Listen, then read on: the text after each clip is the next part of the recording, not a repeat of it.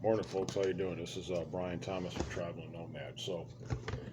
I've got this room for probably tonight and tomorrow night if I want it, maybe even longer. But here's the problem, and I don't feel comfortable about it. I've got all my shit packed up. All I got to do is sling it on me, go on down the road.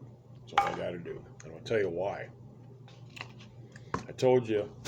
Well, I haven't told you, but so I got her yesterday at the motel. She's a nice lady, everything, but I don't know, she's 69. She's running this by herself, okay?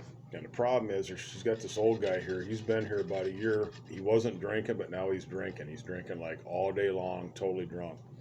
Well, I don't even think he remembers anything, but the bottom line, he'll be drinking again today. And he started some stuff with me yesterday. He made some statements. There was a dog next to him. I said, "Oh, what kind of dog's that?" He's trying to be friendly. And he says, "You talk too much." And he said something about, "You don't want to mess with me." And he just gave me the rottenest looks, like hateful, threatening looks. And he made some statements. And I don't know what the deal was on that, but it's another one of these. He's another hater. They are a dime a dozen. I don't care where you go. You could be in the smallest town of 1,000 people, you're going to run into some haters. It's just this how this, and you have to kind of, if you're traveling, you're trying to do what I do. Like I get these gigs. I did some work for her yesterday. She gave me the room. It was $45. Nice little room, cable, good Wi-Fi, everything. And she gave me a $10 bill when I got food, ate good and everything. I'm cool, man. Everything's fucking good. I didn't even drink anything yesterday. Hell, I got 2 beers in my cooler there. I didn't even touch them. I'm not going to drink in front of her. And I'm not drinking to get drunk. This dude's drinking Milwaukee's Best Ice, just chugging them down, went to the liquor store, all that. She's got these dogs that are just like 4 or 5 of them. They're completely noisy. I mean, they yelp, yelp, yelp, yelp, and they just don't stop, you know? So, don't want to wake people up, stuff like that. So, I don't know what I'm going to do today. I really do not feel comfortable being here because that guy's here. And I don't underestimate anybody. He ain't gonna run up on me. I ain't worried about it. If he tries to do anything to me, I'll just defend myself, self-defense, man. But and he ain't got to stand a chance of me. He just don't. He's an old decrepit drunk. Smokes 3 packs a day. I highly doubt, worried about him at all. But I don't underestimate anybody. But I'll tell you this right now. First time he cuts into me today, I'm just strapping the stuff on and going down the road. Man. It's early enough. I'll just take off down the road. I'm not going to play games. Um, I'm not. I've gotten to these situations before where I'm doing some work for somebody, and there's always somebody trying to throw a lug wrench into it. Like I was at this Motel 6 there in Kansas, and that guy there, used to be a homeless bum. Him and his wife, crackhead bums, and they were panhandling. And so I guess the other manager left. Another cool manager is there, actually a cooler manager, and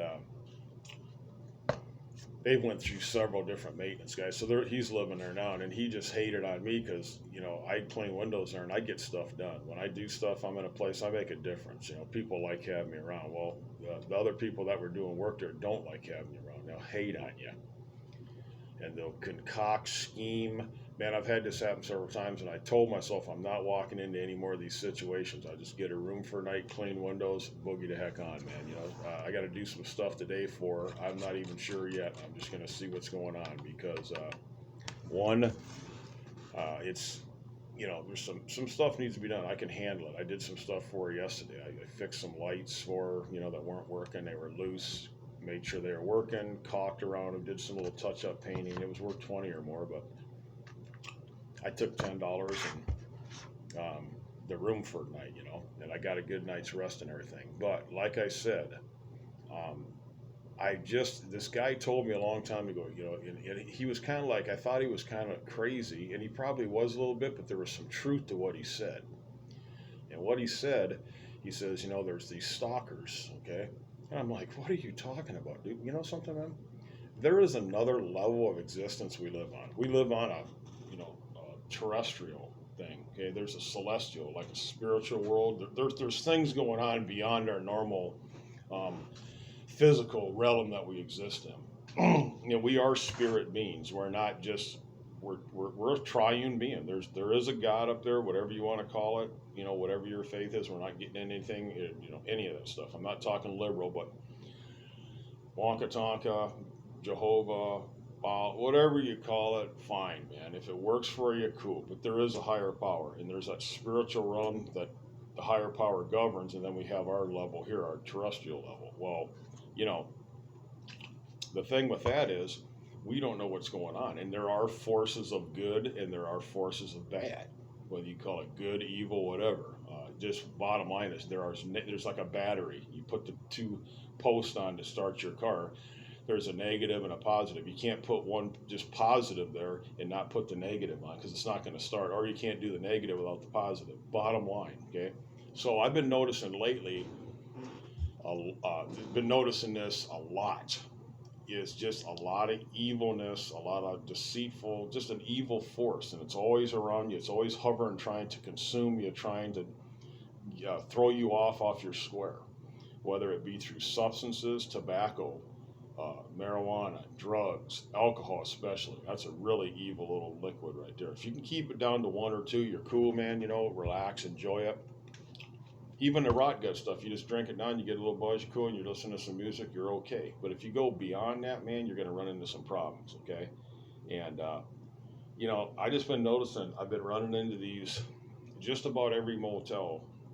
The last motel I was at up about 30 miles up the road, he got weird this time. Normally I'd come in there, stay a few days, but he's not receptive to any kind of work whatsoever. He don't care if that place falls apart. He ain't shampooing carpets. He ain't cleaning windows. He's not trying to keep the place up. He just keep monthly druggers in there, druggies in there, alcoholics, people that are unemployed getting checks, so he gets that money every month. That's all he cares about. And that's fine. That's his business. I ain't hating on him, but I don't like the dude no more because he lied to me a couple times.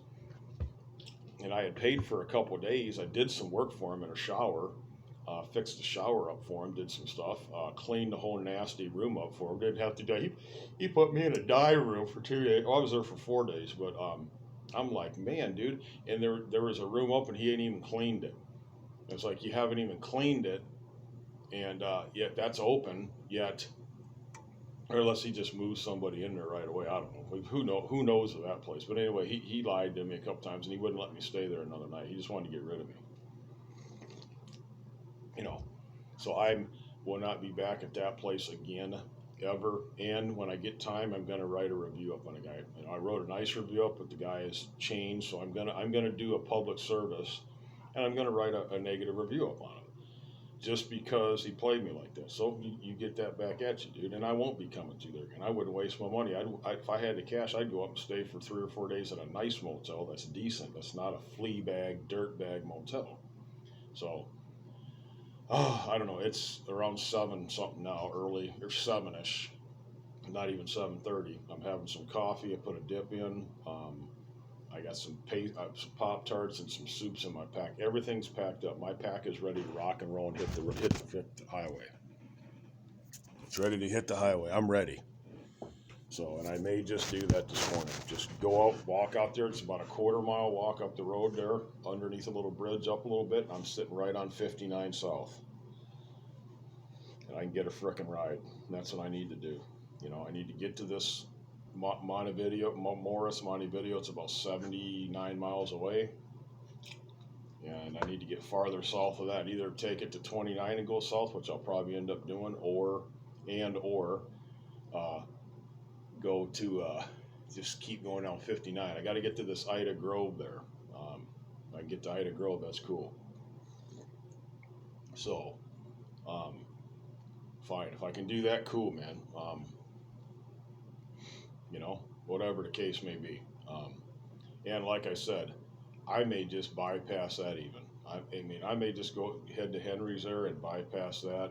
I'm going to go on my gut instincts, what I feel. If I can get back down to York there, I can stay with him for a few days, kind of rest up, whatever, and get everything geared up again, ready to go. And then from that standpoint, get on 80, hit 80 all the way across Salt Lake City. It's a long freaking haul, but you know, it is what it is. Or I can just come down into Vernal, Utah, whatever, and do like I said I was going to do. But my resources are, you know, I've got some smart, intelligent resources. I could probably stay here providing this guy doesn't cut into me and just whatever. Because yesterday, you know, I got here around 10:30 into this motel. I had in the videos you'll see there, it broke down. His vehicle broke down, so I was able to get a ride to this town, even though he was supposed to take me here. And my friend wasn't up. He called me later in the day once I was in the room. I explained to him what the situation was, as he was going to bump me for a room. But like I said, I just having this guy over here, man. He's going to repeat the same procedure every day. He's going to go to the liquor store, um, and apparently this gal here was helping him out with smoke stuff like she's not doing that no more. I guess she was enabling him, smokes, everything, and I guess he's staying here for free. So that really doesn't sit well with me because she's letting him stay here for free, and I'm actually doing some work for the room. So I could just boogie down the road and just completely eliminate this situation and put it behind me, and then just go on down the road, do what I got to do, and avoid any potential problems that may arise. Which who knows what's with this dude here? I don't know.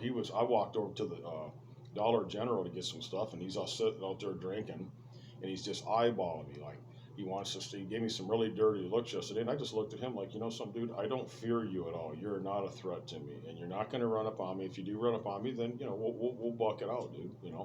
I'm not going to do something where I'm going to get an assault charge. I've got one on my record. I don't need that, and I don't need any law enforcement contacts or problems, and I've been avoiding that for a long time, keeping my wits about myself, working, doing what I need to do. Yeah, I just can't get ahead. I'm barely skimming by. I got a place to stay every night. I'm always able to do some work and survive. But I'm running into all these super haters. They're super haters, man. I mean, it's just like it's almost like I come into a place and it's decent. Sometimes I get the room and I'm able to just push on, everything's cool.